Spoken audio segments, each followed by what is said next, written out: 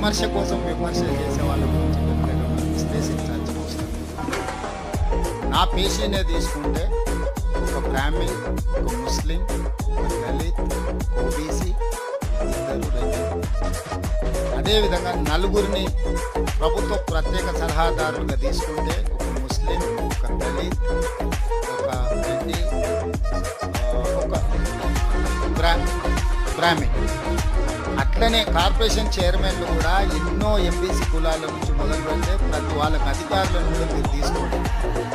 Chief secretary నుంచి principal secretary వరకు మీరు 100 నిర్ణయాలు తీసినప్పుడు దాంట్లో ఒక 10 పేర్లు సపరేట్ చేసి ఒకవేళ మీరు చూసుకుంటే మీకు తెలుస్తుంది. ఆనాడు మంత్రివర్గంలో ఒక్కొక్కరు ఎంతమంది ఉన్నారు, ఈరోజు మా మంత్రివర్గంలో 12 మందిలో ఎన్ని సామాజిక వర్గాలకు మేము అవకాశం ఇచ్చినాము ఒకసారి విశ్లేషిస్తే తెలుస్తుంది. నేనేమంటున్నాను, సోషల్ మీడియాలో ఉద్దేశపూర్వకమైన వాళ్ళు పెట్టే వాటి ప్రభావితం